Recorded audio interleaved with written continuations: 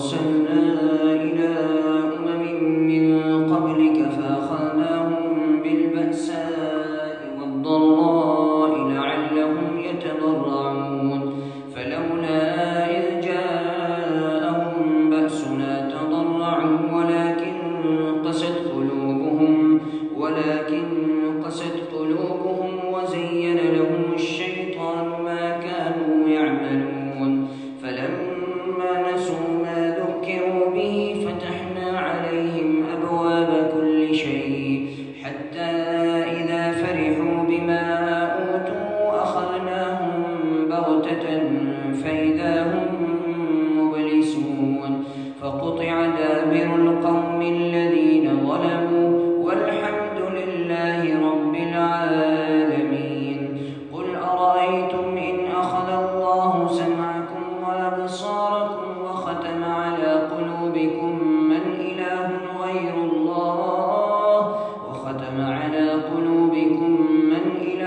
غير الله يأتيكم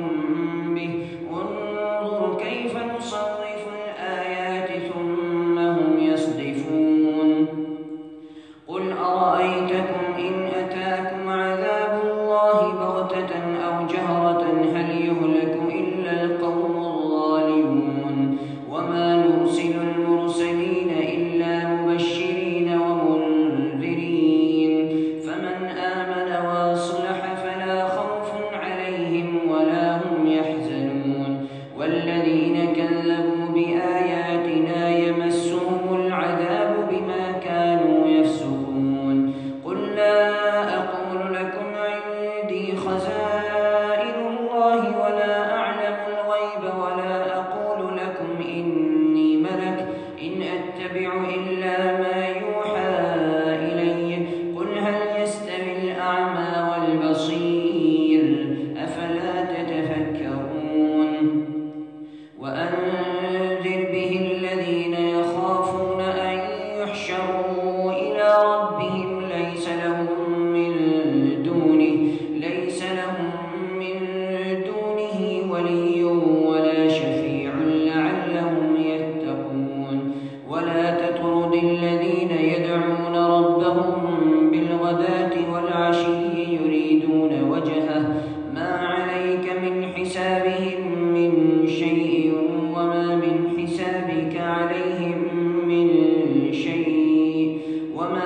حسابك عليهم من شيء فتطردهم فتكون من الظالمين وكذلك فتنا بعضهم ببعض ليقولوا أهؤلاء من الله عليهم من بيننا أليس الله بأعلم بالشاكرين وإذا جاءك الذين يؤمنون بآياتنا فقل سلام عليكم كتب ربكم على نفسه الرحمة أنه من عمل منكم سوءا بجهالة ثم تاب من بعده وأصلح فأنه غفور رحيم وكذلك نفصل الآيات ولتستبين سبيل المجرمين قل إني نهيت أن أعبد الذين تدعون من دون الله قل لا أتبع أهواءكم قد ضللت إذا وما أنا من المهتدين قل إني على بينة من ربي وكذبتم به ما عندي ما تستعجلون به إن الحكم إلا لله يقص الحق وهو خير الفاصلين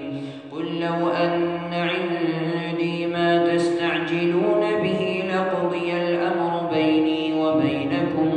والله أعلم بالظالمين وعنده مفاتح الغيب لا يعلمها إلا هو ويعلم ما في البر والبحر وما تسقط من ورقة إلا يعلمها ولا حبة في ظلمات الأرض ولا رطب ولا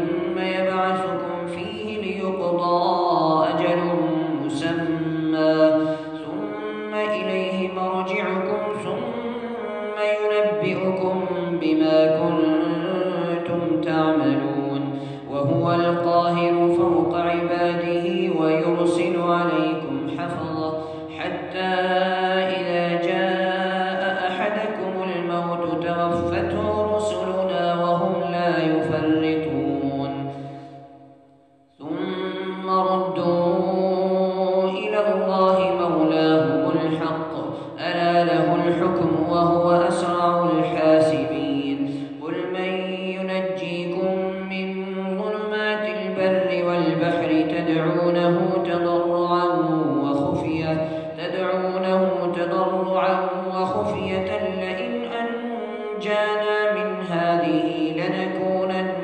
من الشاكرين قل الله ينجيكم منها ومن كل كرب ثم أنتم تشركون قل هو القادر على أن يبعث عليكم عذابا من فوقكم أو من تحت أرجلكم أو يلبسكم شيعا ويذيق بعضكم بأس بعض انظر كيف نصرف الآيات لعلهم يفقهون وكذب به قومك وهو الحق قل لست عليكم بوكيل لكل نبأ مستقر وسوف تعلمون وإذا رأيت الذين يخوضون في آياتنا فأعرض عنهم حتى يخوضوا في حديث غيره وإما ينسينك الشيطان فلا تقعد بعد الذكرى مع القوم الظالمين وما على الذين يتقون من حسابهم من شيء ولكن ذكرى لعلهم يتقون وذر الذين اتخذوا دينهم لعبا ولهوا وغرتهم الحياة الدنيا وذكر به أن تبسل نفس بما كسبت ليس لها من دون الله ولي ولا شفيع وإن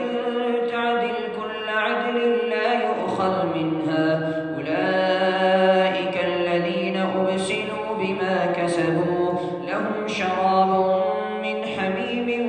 وعذاب أليم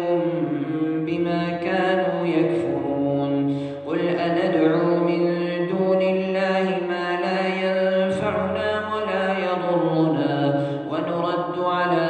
أعقابنا بعد إذ هدانا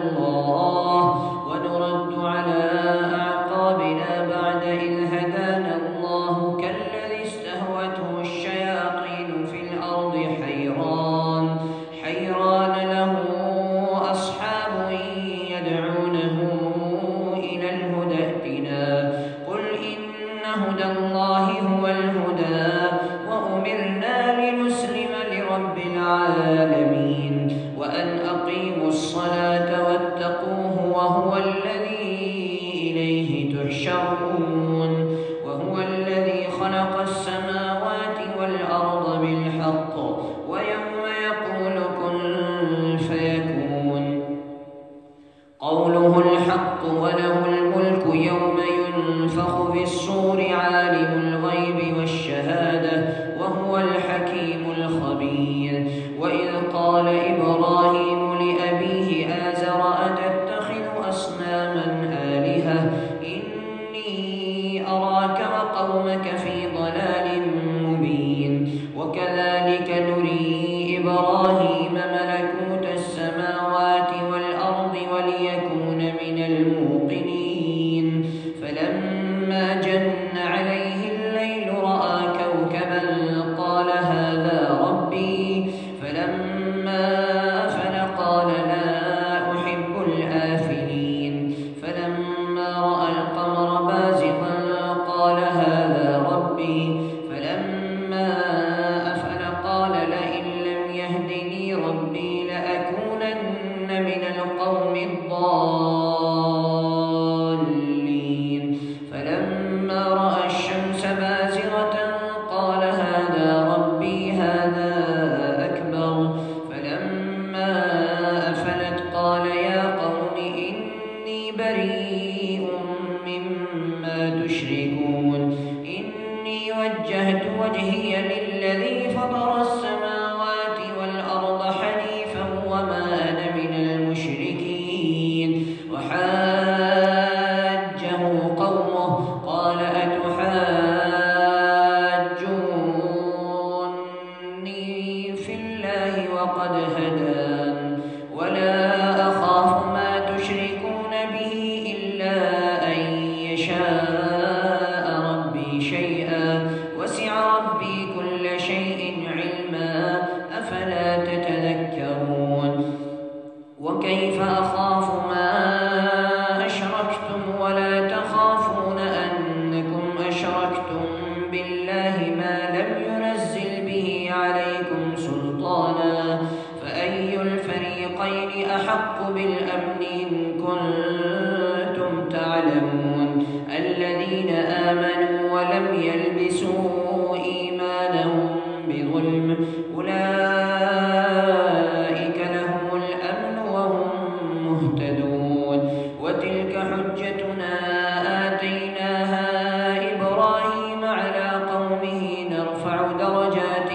من نشاء إن ربك حكيم عليم ووهبنا له إسحاق ويعقوب كلا هدينا ونوحا هدينا من قبل ومن ذريته داود وسليمان وأيوب ويوسف وموسى وهارون وكذلك نجزي المحسنين وزكريا ويحيى وعيسى وإلياس كل من الصالحين وإسماعيل واليسع ويونس ولوطا وكلا فضلنا على العالمين ومن آبائهم وذرياتهم وإخوانهم واجتبيناهم وهديناهم إلى صراط مستقيم ذلك هدى الله يهدي به من يشاء من عباده ولو أشركوا لحبط عنهم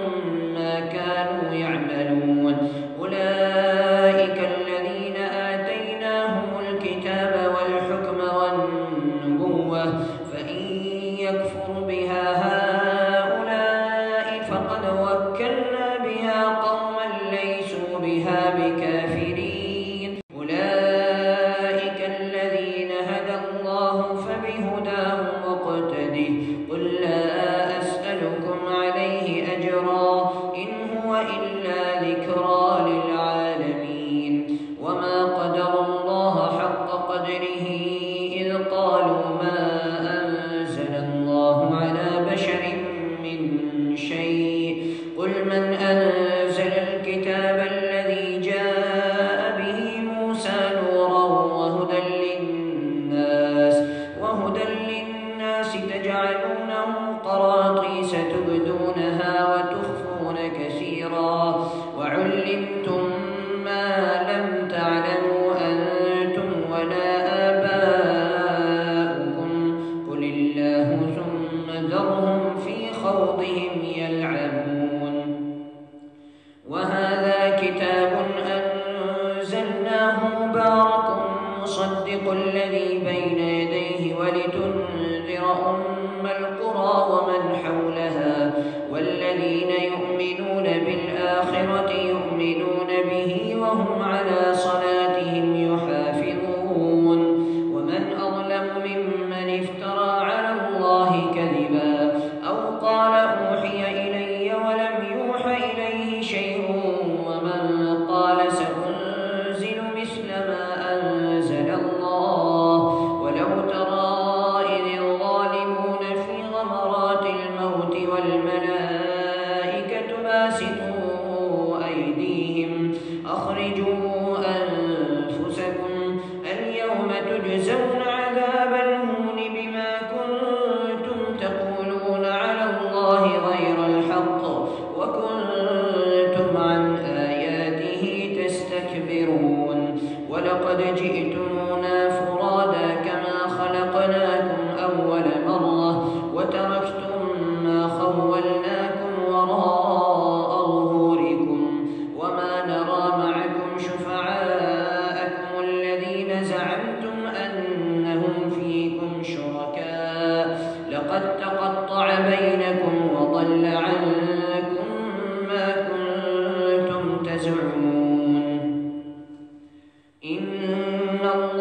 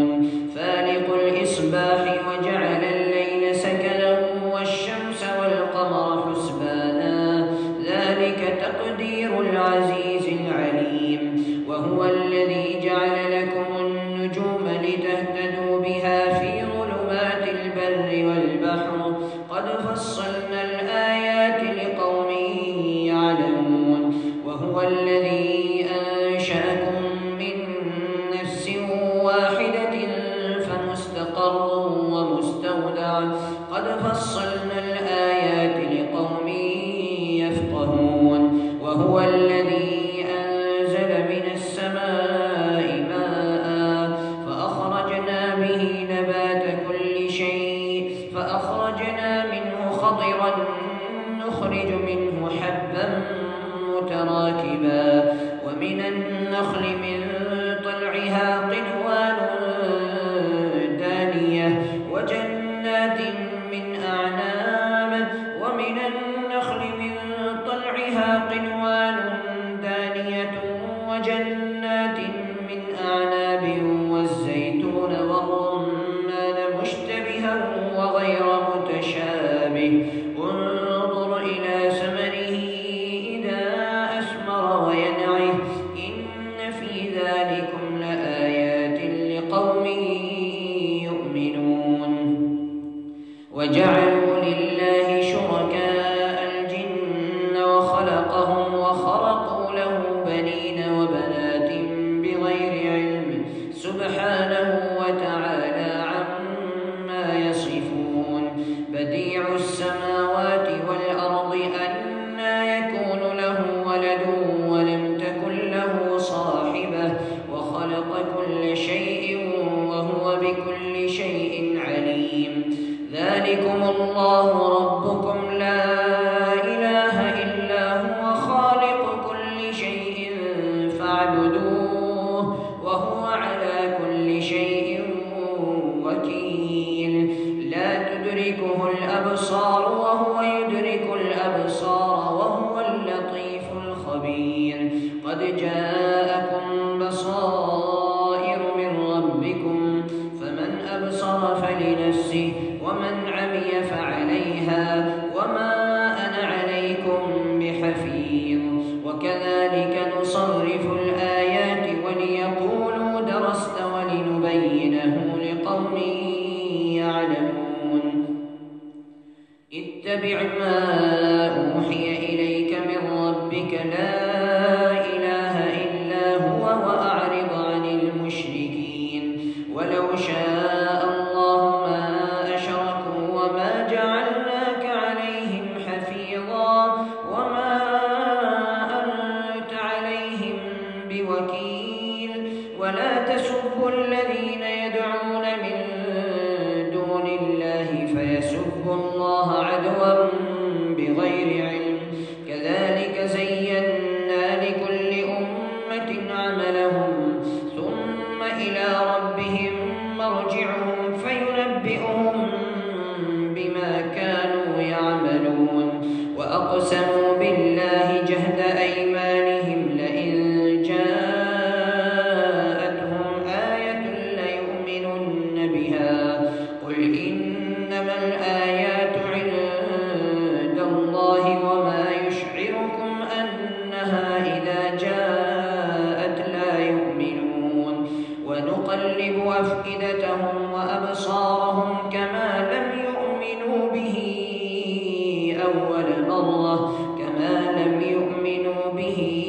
أول مرة ونذرهم في طغيانهم